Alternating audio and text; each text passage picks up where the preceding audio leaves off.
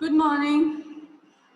कल हमने ये टॉपिक शुरू कर दिया था, कुछ पार्ट इसका कर लिया था, बाकी आज कंटिन्यू करते हैं।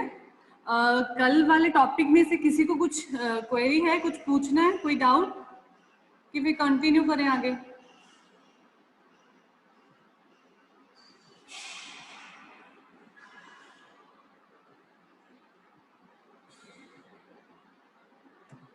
कल हमने पढ़ा था एंटीकोगुलेंट्स तक की।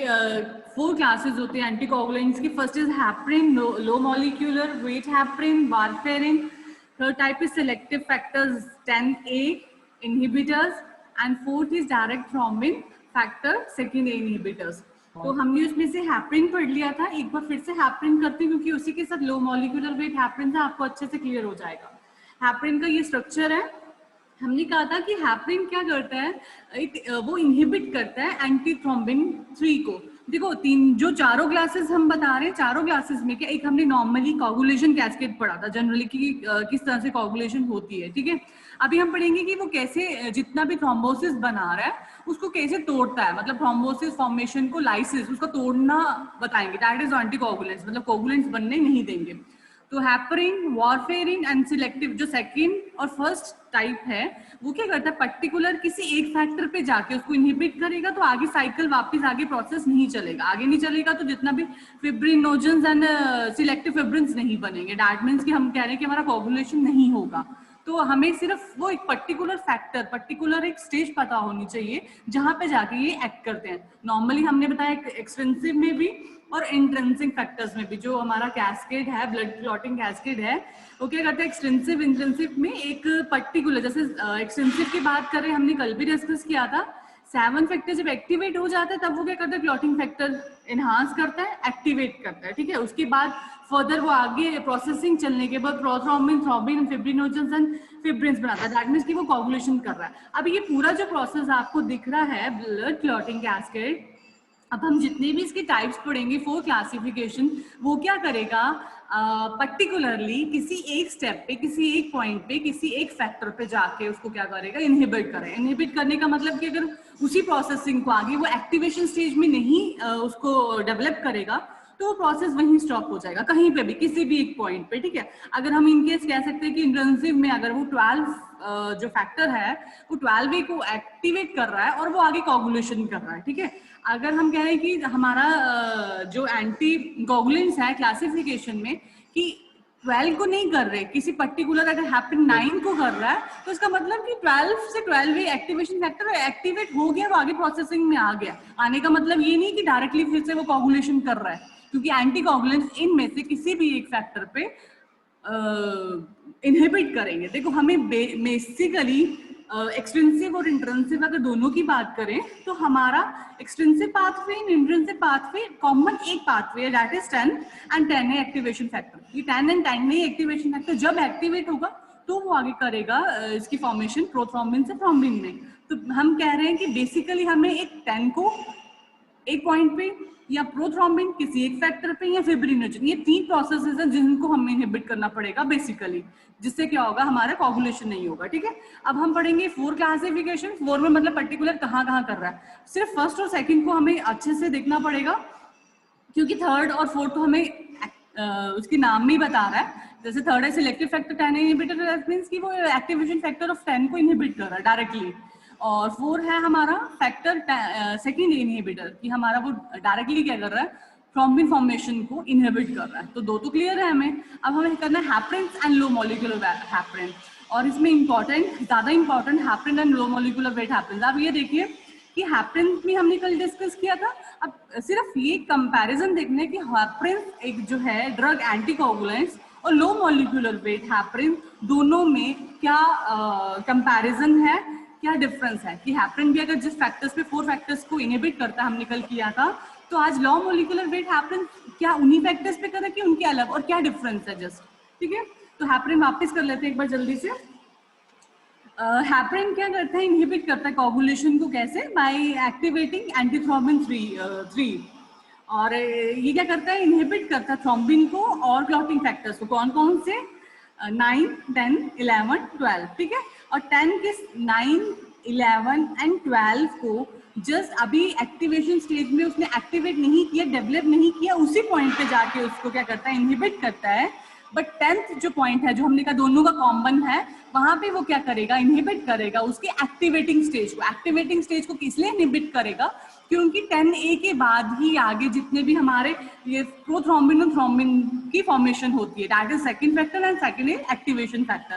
तो ये 9, 11 और 12 को करेगा।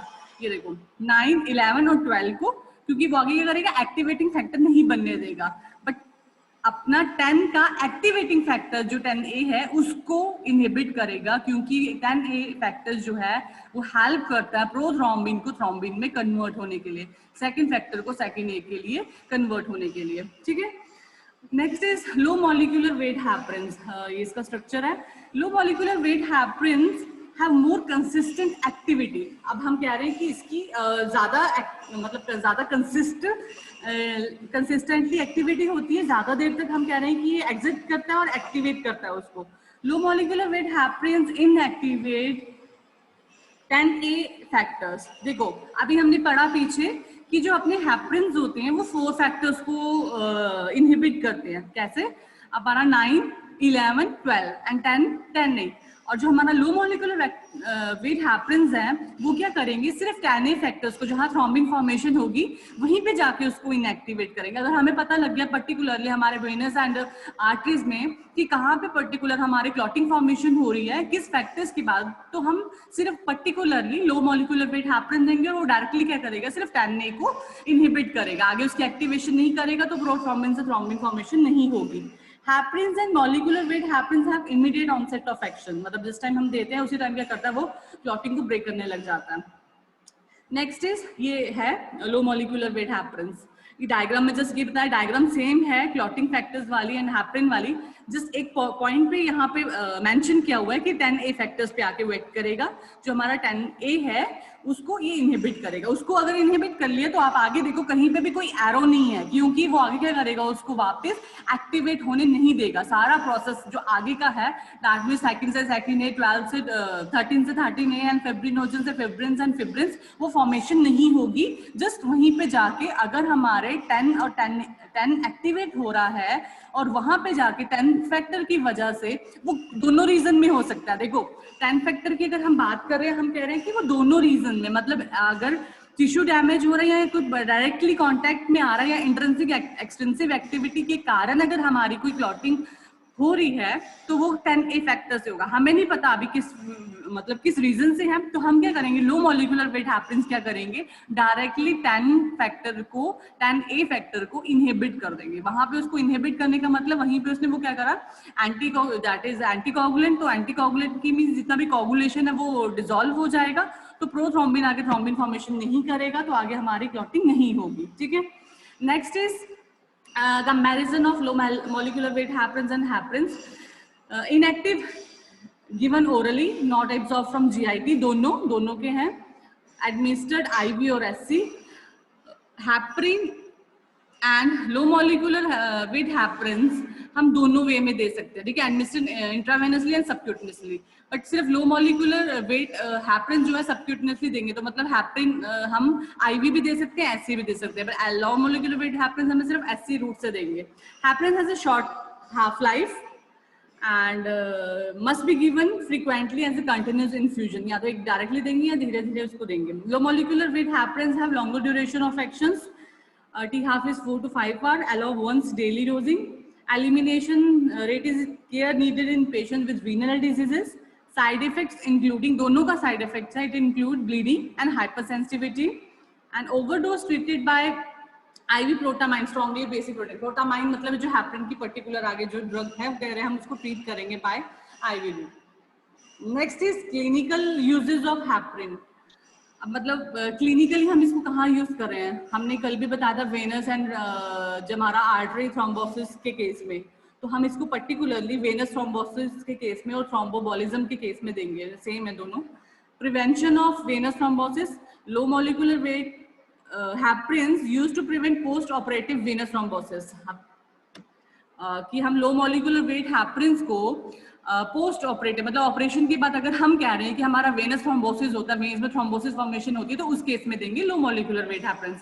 बट अगर हमारा मतलब डायरेक्टली हमारा अगर वेनस में थ्रोम्बोसिस फॉर्मेशन हो रही है तो उस टाइम हम उसे हैप्रिन देंगे। अगर पोस्ट ऑपरेटिव ऑपरेशन के बाद इन केस अगर थ्रोम्बोसिस फॉर्मेशन होती है तब हम लो मॉलिक्यूलर वेट हैपेंस देंगे। And in the case of cardiac disease, it reduces risk of venous thromboembolism in patients with angina and acute myocardial infarction। देखो जितने भी अंजाइना के केस में मायोकार्डियल इन्फेक्शन हम कहते हैं चोक हो जाता है, तो मतलब जो क्लॉटिंग होने लग जाती है, तो उस रीजन से हमारा चेस्ट पेन होता है, या हम कह रहे हैं कि हमारे ब्रीदिंग प्रॉब्लम हो जाती है, क्योंकि हम कह रहे हैं कि तब क्या होता है हमारा क्लॉटिंग होने लग जाती है। तो दोनों केसेस में रिड्यूस वो क्या करेगा, मायोकार्डियल इन्फेक्शन और एंजाइना के केस में जितना भी वेन्स में थ्रोम्बोसिस फॉर्मेशन हो रही है उसको कम करेगा। कौन? दोनों, happens and low molecular wait happens.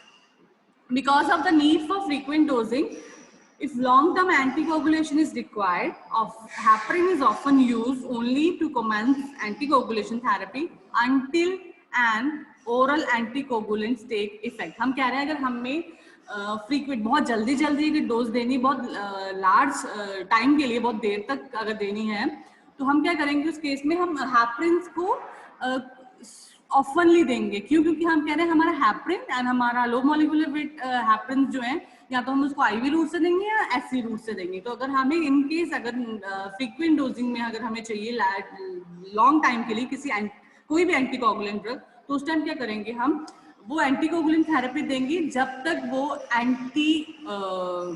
Oral anticoagulants affect नहीं दिखाते तब तक। तो हम अगर वो ओरल एंटीकोगुलेंट जितने भी हम दे रहे हैं, unless heparins and low molecular weight heparins, अगर हमें किसी केस में हमें उसको बहुत टाइम तक एंटीकोगुलेंट देने हैं किसी भी थेरेपी के लिए, अगर फ्रीक्वेंटली मतलब जल्दी देने हैं बट लॉन्ग टर्म के लिए देने हैं एंटीकोगुलेंट्स, तो हम उस केस में क्या करेंगे, एससी और आईवी रूट से हैपरिन्स और लो मॉलिक्यूलर वेट हैपरिन्स नहीं देंगे। तो हम क्या करेंगे, ऑरल कोई भी एंटीकोगुलेशन थेरेपी देंगे जब तक ओरली उसका इफेक्ट नहीं आ जाता।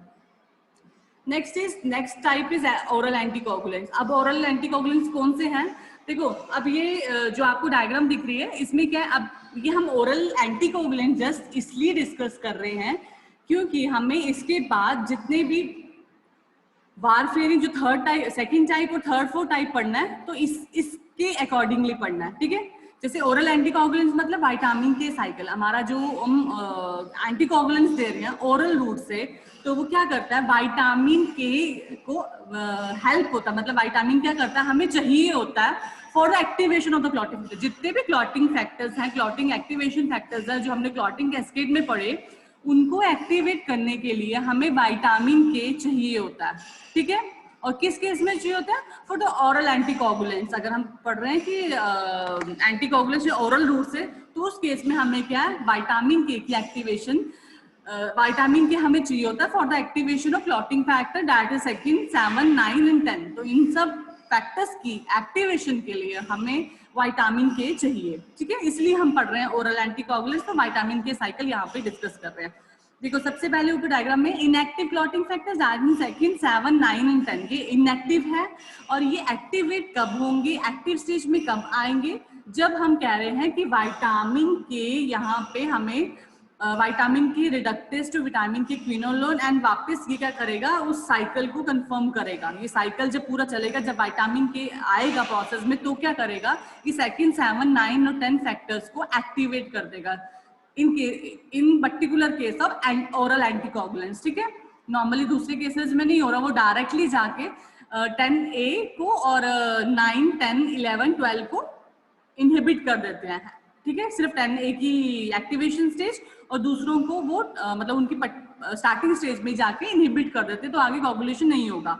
पर अगर हम ओरल एंटीकोगुलेंट्स की बात कर रहे हैं, तो वहां पे क्या हमें सिर्फ विटामिन के चाहिए होगा प्रोसेस में, जस्ट टू एक्टिवेट कि उन फैक्टर्स को एक्टिवेशन के लिए, मतलब इनएक्टिवेट क्लॉटिंग फैक्टर जो है सेकंड 7, 9, 10, तो विटामिन क्या करेगा, उसको एक्टिव स्टेज में लेके जाएगा। एक्टिव स्टेज में ले जाने के बाद हम क्या करेंगे, ओरल एंटीकोगुलेंट्स देंगे।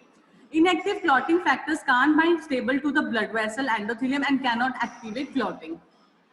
Vitamin K level in humans are maintained by the action of the enzyme vitamin K reductase, which recycle vitamin K, ये वाला, vitamin K is required to activate the clotting factor. ये last line कि vitamin K हमें इसलिए चाहिए कि हम clotting factors को एक्टिवेट कर दें। क्लॉटिंग फैक्टर्स को एक्टिवेट क्यों करेंगे?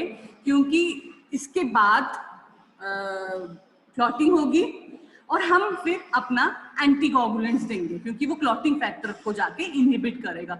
देखो, जो चीज रीजन बनती है इन्फेक्शन की या किसी भी प्रॉब्लम की या डिजीज की, तो हमें डायरेक्टली उसी को इनहिबिट करना है। अगर हमारा नॉर्मल कैस्केड प्रोसेस चल रहा है, सेकंड 7, 9, 10 अगर हमारा चल रहा है, कोई भी कोगुलेशन नहीं हो रही, तो हम उसको इनहिबिट नहीं करेंगे।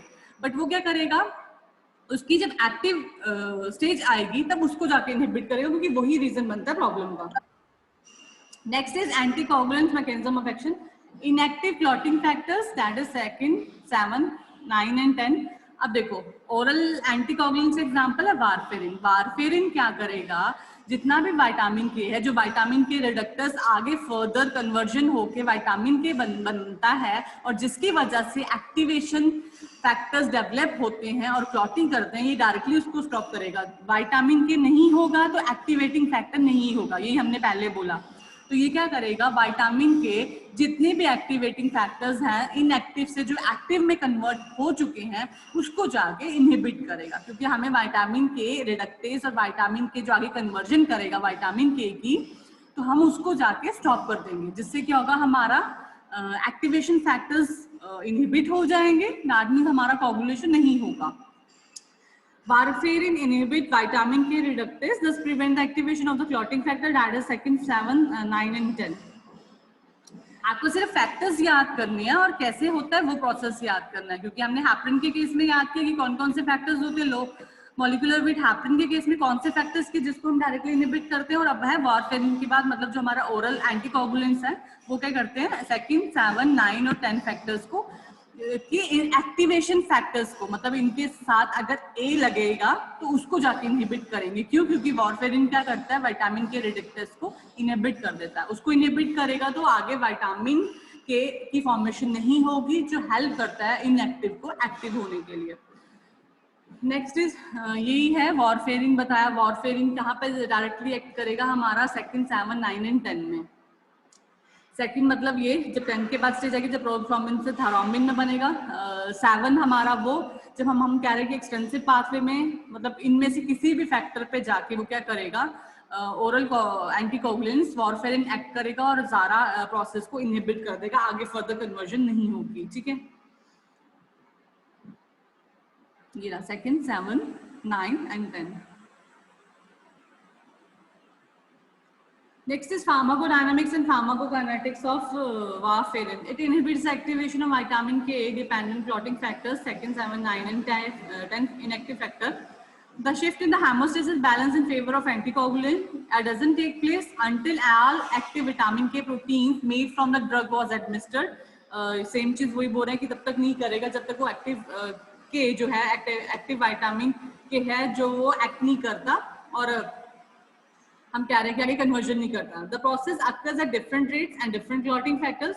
Half life of 7 is nearly 6 hours, half life of 9 and 10 is 9 to 8, 9 to 8 to 24 hours, मतलब 9 to 8 approximate to 24 hours, and half life of prothrombin is 72 hours. Prothrombin is second factor. Hence there is a 1 to 2 day lag period before warfarin is pharmacologically effective. तो इसीलिए हमने बोला कि जितने भी coagulation होती है और हमें एंटी कोगुलेंट्स देने होते हैं तो मोस्टली हम प्रेफर करते हैं हैपरिन्स एंड लो मॉलिक्यूलर वेट हैपरिन्स, क्योंकि वो डायरेक्टली क्या करते हैं, एससी और आईवी रूट से देते हैं। तो इनका एक्शन देने के लिए हमें 1 से 2 दिन लगता है, इसलिए हम ओरली जल्दी प्रेफर नहीं करते।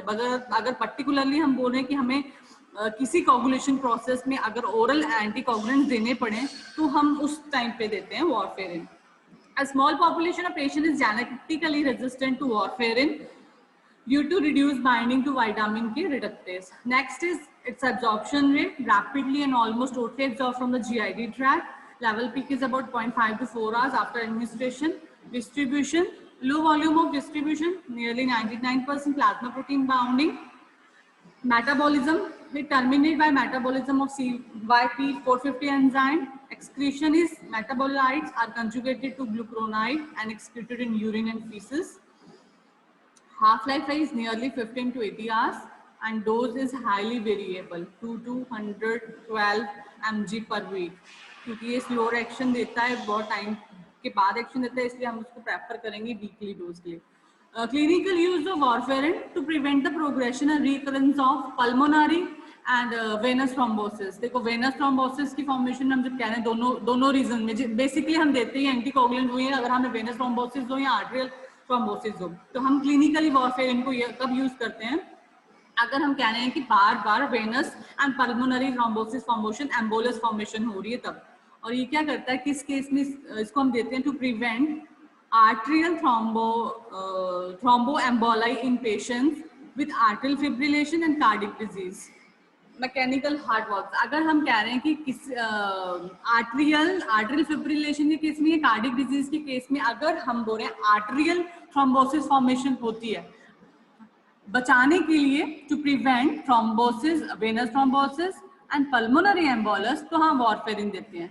बट हम कह रहे हैं कि अगर इन केस हमें लगता है कि किसी हार्ट के कोई वॉल में कुछ प्रॉब्लम है, प्रॉब्लम मीन्स अगर कुछ ब्लॉकिंग हो रही है, अगर वो क्लॉटिंग हो रही है, तो हम क्या करेंगे, इसको आर्टरियल थ्रोम्बोसिस के केस में भी हम वॉरफेरिन देंगे.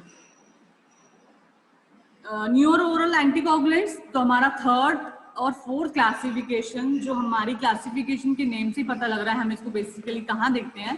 Third class is selective factor ten inhibitors and fourth is direct thrombin factor second inhibitors. Example is dabigatran. Dabigatran is a competitive reversible inhibitor of thrombin and it is used in case of prevention of stroke and embolism patient with arterial fibrillation. ये भी हमने पीछे पढ़ा कि oral thrombosis के oral anticoagulants warfarin भी हम तब देते हैं जब arterial thrombolysis होता है. तो हम कह रहे हैं इसको भी तभी यूज करते हैं जब arterial fibrillation होता है या arterial thrombosis होता है. And is also used in the prophylaxis of venous thromboembolism after hip or knee replacement surgery. It has a rapid onset of action. It does not require routine oral anticoagulant monitoring. No way of reverse anticoagulant in the event of a significant bleed. मतलब हम कह रहे हैं कि reverse anticoagulant, मतलब अगर हम कह रहे हैं कि सिग्निफिकेंट, अगर हमारा सिंपल कि अगर हम ब्लीडिंग हो रहा है तो इसका ये इफेक्ट नहीं है कि अगर वो वापस कोगुलेशन हो रही है किसी केस में तो वापस एंटीकोगुलेंट इफेक्ट देगा. मतलब हम इसको एक बार देंगे, स्लोली एक्शन देगा और हमारा जितने भी कोगुलेशन है, चाहे वो आर्टरियल हो चाहे वेनस हो, बेसिकली ये आर्टरियल फिब्रिलेशन के केस में ही काम आता है. या अगर हम कह रहे हैं कि निप और किसी केस में हर बार हिप और नी रिप्लेसमेंट सर्जरी के केस में नहीं देंगे, कहीं पे अगर वेनस थ्रोम्बोसिस हो रहा है किसी सर्जरी के बाद, पर्टिकुलरली हिप और नी रिप्लेसमेंट सर्जरी के बाद अगर वेनस थ्रोम्बोसिस हो रहा है तो उस केस में देंगे हम इसे. नेक्स्ट इज डायरेक्ट थ्रोम्बिंग, ये सेकंड थर्ड टाइप हमारा. फैक्टर 10A इनहिबिटर, ये क्या करेगा, डायरेक्टली थ्रोम्बिन पैक्ट करेगा. जो हमारा थर्ड ड्रग है डायरेक्टली थ्रोम्बिन पैक्ट करेगा. दैट मीन्स कि हमारा जो सेकंड है प्रोथ्रोम्बिन से थ्रोम्बिन की फॉर्मेशन हो रही है, तो वो वहां पे जाके वो सेकंड ए जो सेकंड एक्टिवेटिंग फैक्टर है दैट इज थ्रोम्बिन, वहां पे उसको इनएक्टिवेट करेगा, वहां पे उसकी प्रोसेस को इनहिबिट करेगा. तो वो क्या करेगा, आगे फर्दर 13 to 13A की कन्वर्जन नहीं करेगा, क्योंकि 13 to 13A क्या करता है, डायरेक्ट फिब्रिन से स्टेबलाइज फिब्रिन बनाते हैं, फिब्रिनोजेंस बनाते हैं. या सेकंड एक जो है फिब्रिन से फिब्रिन नहीं बनाएंगे, लॉन्ग प्रोसेस है, जो फिब्रिनोजेंस बनाते हैं फिर फिब्रिन बनाते हैं, स्टेबलाइज फिब्रिन बनाते हैं. तो हाँ, अगर हम इसको इनहिबिट कर देंगे तो वो क्या करेगा, दोनों केस में उसको स्टॉप कर देगा. देखो ना, फिर आगे वो 13 में कन्वर्ट होगा, ना वो फिब्रिनोजन से फिब्रिन बनाएगा, ना वो फिब्रिन से स्टेबलाइज फिब्रिन बनाएगा. Next is drugs and blood clotting, antiplatelets. ये आपका सेकंड टॉपिक है, छोटा ही इसके साथ रिलेट करते हैं, इसलिए इसके साथ इसको कंटिन्यू कर रहे हैं. Antiplatelet agents and thrombolytic agents. Antiplatelet drugs are the antiplatelets drugs. Platelets provide the initial hemostasis plug at the site of vascular injury. हम कह रहे हैं जब कभी वेसल्स ब्रेकडाउन होती है किसी केस में, एक्सीडेंट के केस में, या कभी इंजरी हो जाए या कट लग जाए, तो उस टाइम पे क्या करेंगे, हेमोस्टेसिस फॉर्मेशन प्लग प्लेटलेट्स क्या करता है, प्लेटलेट्स हेल्प करता है इनिशियली वहां पे खून को रोकने के लिए. कैसे, बाय प्लगिंग. प्लगिंग मतलब हमने आपको अभी कल भी बताया था कि जब भी हमें कुछ इंजरी होती है या कुछ कट लगता है, जब ब्लीडिंग होती है, तो प्लेटलेट्स क्या होता है, अपने आप ही एक्टिवेटेड स्टेज में आके उस पर्टिकुलर साइट पे जाके एक प्लग बना देते हैं। प्लग मतलब वो आगे प्लेटलेट्स काफी सारे प्लेटलेट्स मतलब बाइंड होने लग जाते हैं, जो एक ब्लॉकेज बना जाते हैं, एक बैरियर बना देते हैं, तो आगे वापस ब्लीडिंग नहीं होती। ठीक है। Inhibition of platelet function is useful for prophylactic and therapeutic strategies against MI and stroke caused by thrombolysis. आप देखिए ये बुक में ये लिपिंकॉट से लिया हुआ डायग्राम, इसमें कह रहे हैं कि प्लेटलेट एग्रेशन क्या होता है। देखो ये एक हम कह रहे हैं कि हमारा जो वेसल है, ब्लड वेसल है, ये रप्चर हो गया। ब्लड वेसल रप्चर होने के बाद जितने भी हमारी ब्लड में आरबीसी के साथ अगर प्लेटलेट्स हैं रेस्टिंग स्टेज में, वो उस टाइम एक्टिवेट हो जाते हैं। ये अपने आप एक्टिवेट हो जाते हैं, मतलब ये नेचुरल फिनोमेना है कि हमें अगर ब्लड लॉस हो रहा है, आरबीसी डिस्ट्रॉय हो रहे हैं, ब्लीडिंग हो रही है, तो प्लेटलेट्स एक्टिवेट हो जाएंगे और उस स्टेज पे जाके, इंजुरी स्टेज पे जाके वो बाइंड होने लग जाएंगे। Activate platelets cover and adhere to expose subendothelial surface or damage endothelial. And second में क्या, जितने भी chemical mediators released by platelets वो क्या करेंगे आगे thrombosis formation को जो एक्टिवेट करेंगे, मतलब वहां पे वो क्या करेंगे, क्लॉटिंग करेंगे। क्लॉटिंग क्यों करेंगे? Just to bind, just to plug, कि वो ब्लीडिंग वापस नहीं हो। एंड उसके बाद जो भी हम एंटी प्लेटलेट्स ड्रग देंगे, देखो प्लेटलेट्स मींस एक तरह से तो हमें हेल्प करता है कि हम कह रहे हैं कि हमारा जब ब्लीडिंग हो रहा है उसको ब्लॉक करेगा, उसको बाइंड करेगा, ब्लीडिंग को रोकेगा, तो अपना क्या एक्टिवेट होने लग जाता है, प्लेटलेट्स को हेल्प करने लग जाता है उसको ब्लीडिंग को रोकने के लिए। बट अगर वो जो रोकना है, जो बाइंडिंग है, जो प्लगिंग फॉर्मेशन है, वो बहुत देर तक वो उसको करता रहेगा, आगे रिक्रूट करता जाएगा, एक्टिवेट करता जाएगा, तो वो क्या करेगा, एक प्लेटलेट प्लग फॉर्मेशन होगी। तो उस टाइम हम कह रहे हैं वहां पे जाके हमारा कोगुलेशन हो जाएगा, ब्लड क्लॉटिंग होना शुरू हो जाएगा। उस केस में हम क्या करेंगे, एंटीप्लेटलेट्स ड्रग देंगे, जस्ट उसको तो बाइंड कर देगा, वो लेयर तो वापस हील अप हो जाएगी, जितनी भी वैस्कुलर लेयर है, ब्लीडिंग रुक जाएगी। बट वो जिस रीजन से, जिस वजह से, प्लेटलेट की वजह से जो कोगुलेशन हुआ है, जो ब्लॉकिंग हुई है, तो उसको क्या करेगा, वो आगे एंटीप्लेटलेट ड्रग्स उसको तोड़ेगी मतलब वो बाइंडिंग रहेगी, वो नेचुरल लेयर रहेगी, ब्लीडिंग नहीं होगी। पर जो भी थ्रोम्बस फॉर्मेशन हुई है, प्लेटलेट की वजह से प्लगिंग फॉर्मेशन हुई है, उसको जाके वो क्या करेगा, बिल्कुल एग्रीगेट करेगा। एग्रीगेट मतलब तोड़ देगा। Antiplatelet drugs example is aspirin. Platelets derive thromboxane A2 and it promotes aggregation. जो प्लेटलेट्स हैं वो क्या करते हैं, थ्रोम्बोक्सिन A2 फैक्टर TX पे, ये हमने उसमें भी पढ़ा हुआ है, एस्पिरिन के केस में, नसेज के केस में भी, जितने भी हैं वो क्या करते हैं, हेल्प करते हैं, मतलब ब्लड को थिन करने के लिए। Aspirin is used as a blood thinner, क्योंकि वो क्या करें, जितने भी प्लेटलेट की वजह से क्लॉटिंग हो रही है या जितने भी प्लगिंग फॉर्मेशन हो रही है, तो उसको क्या करेगा, तोड़ता है। देखो रेस्टिंग प्लेटलेट्स है, अगर प्लेटलेट्स ये देखो प्लगिंग फॉर्मेशन हो रही है, तो रेस्टिंग प्लेटलेट्स जो हो रहे हैं एक्टिवेट हो गए और वो एक जस्ट कह रहे हैं हम क्लस्टर्स बना रहे हैं, तो ये क्या करेगा, एंटी प्लेटलेट एस्पिरिन थ्रोम्बोक्सिन को एक्टिवेट करेगा। जो थ्रोम्बोक्सिन क्या करता है, ये पूरा प्रोसेस है, ये हमने आई डोंट नो पिछली बार पढ़ा है कि नहीं, शायद आपने कॉक्स इनहिबिटर्स पढ़े होंगे। तो ये क्या करेगा, मेम्ब्रेन साइड पे इलेक्ट्रॉनिक एक्टिवेट करता है प्रोस्टाग्लैंडिन्स को with the help of COX inhibitors. तो क्या करेगा, थ्रोम्बोक्सिन फॉर्मेशन करेगा। थ्रोम्बोक्सिन क्या करेगा, जो प्लेटलेट्स के क्लस्टर्स बने हैं इसको ब्रेक डाउन करेगा वापस नॉर्मल। तो हमारा जब भी प्लेटलेट्स की वजह से प्लगिंग फॉर्मेशन हुई है या क्लस्टर फॉर्मेशन हुई है, वो टूट जाएंगे, नॉर्मल प्लेटलेट्स एक्टिवेट हो जाएंगे। Antiplatelet drugs aspirin irreversibly inhibit COX-1 inhibitors synthesis of the thromboxane. Because platelets do not contain DNA or RNA, so they cannot synthesize new COX inhibitors. So the inhibition of the irreversible and effective for the life of the circulating platelets. ये देखो diagram में कि normally हम क्या कह रहे हैं, हमारा ये प्रोसेस इस तरह से चलता है, मेम्ब्रेन पे इलेक्ट्रॉनिक एसिड एक्टिवेट करता है प्रोस्टाग्लैंडिन को, प्रोस्टाग्लैंडिन थ्रोम्बोक्सिन को। एस्पिरिन क्या करेगा, कॉक्स इनहिबिटर को इनहिबिट कर देगा। जिस कॉक्स इनहिबिटर को इनहिबिट करने का मतलब कि आगे फॉर्मेशन प्रोस्टाग्लैंडिन की नहीं होगी, प्रोस्टाग्लैंडिन की नहीं होगी तो थ्रोम्बोक्सिन्स की भी वापस क्या होगा, फॉर्मेशन नहीं होगी, जिसकी वजह से जो हम कह रहे हैं प्लेटलेट्स एक्टिवेट होते हैं क्लस्टर्स बन रहे हैं, क्योंकि एक के ऊपर एक के ऊपर एक के ऊपर एक प्लेटलेट्स आ रहे हैं, वो क्लस्टर फॉर्मेशन कर रहे हैं। तो ये क्या करेगा, एंटी प्लेटलेट ड्रग एस्पिरिन क्या करेगा, वो थ्रोम्बोक्सिन के प्रोसेस को और प्रोस्टाग्लैंडिन के प्रोसेस को with the help of COX, क्योंकि वो कॉक्स को इनहिबिट करेगा तो प्रोस्टाग्लैंडिन आगे थ्रोम्बोक्सिन की फॉर्मेशन नहीं करेगा।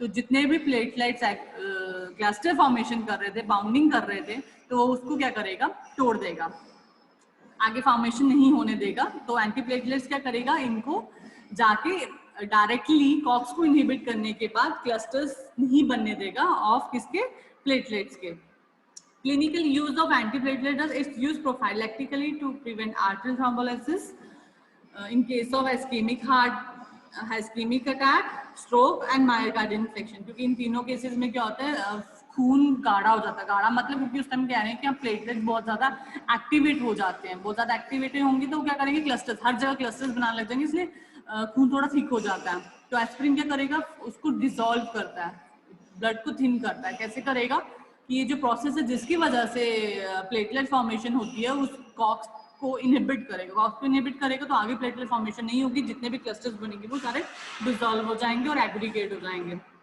Next is fibrinolytics. फिब्रिनोलाइटिक्स और thrombolytic drugs, example is streptokinase and alteplase. अब हम बोल रहे हैं कि हमारा फिब्रिनोलाइटिक्स मीन जो फिब्रिन्स को बनने के लिए जो कोगुलेशन कैस्केड में हमने पढ़ा कि जो लास्ट स्टेप, जो लास्ट पॉइंट था जहां पे हम कह रहे हैं कि फिब्रिनोजन से फिब्रिन्स एंड एक्टिवेटेड फिब्रिन्स बनते हैं, सॉल्युबल फिब्रिन्स बनते हैं, वो क्लॉटिंग करते हैं। तो फिब्रिनोलाइटिक मतलब जहां पे फिब्रिन्स को लाइटिक मीन्स तोड़ने का हेल्प करते हैं, हम जो भी क्लस्टर्स बन रहे हैं, जो भी हमारे कोगुलेशन हो रहा है उसको तोड़ रहे हैं। थ्रोम्बोलाइटिक मींस जितना थ्रोम्बोस फॉर्मेशन हो रहा है उसको तोड़ रहे हैं वो ड्रग्स, ठीक है। जहां पे भी फिब्रिन्स बन रहे हैं, ये थ्रोम्बोसिस हो रही है, उस प्रोसेस को जो स्टॉप करते हैं, वो जो हेल्प करती हैं ड्रग्स, वो है हमारे fibrinolytics and thrombolytics. Example is streptokinase and alteplase. Thrombosis are dynamic, balance between breakdown of the fibrinolysis and formation. Thrombolytic drugs potentiate the effect of fibrinolytics. They activate conversion of plasminogens to plasmin, which break down fibrins, thus dissolve clot.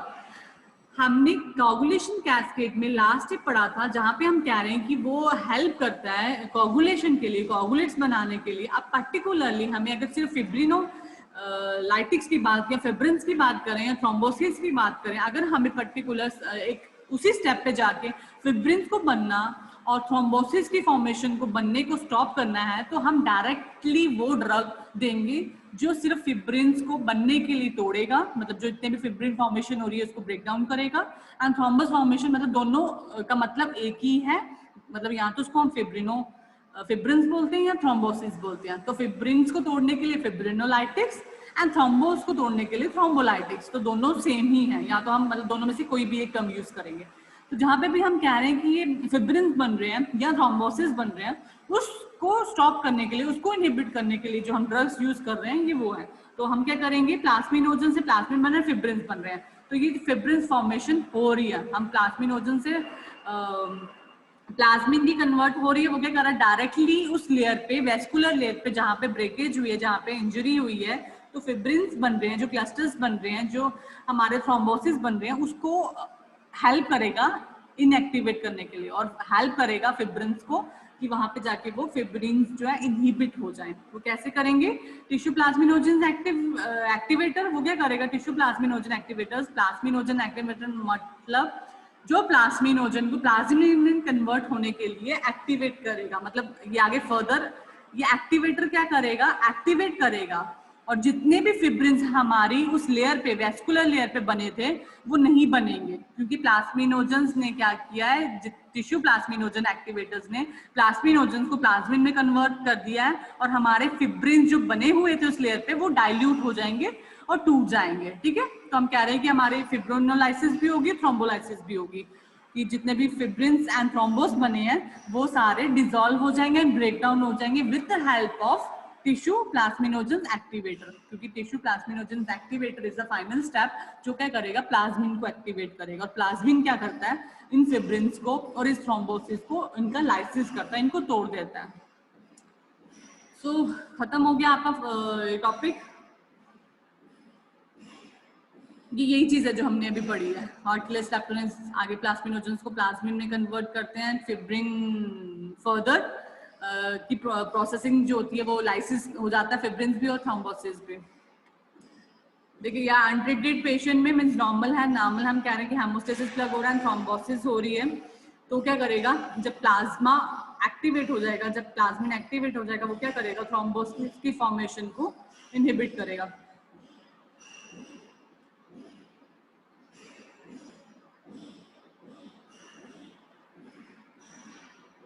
बात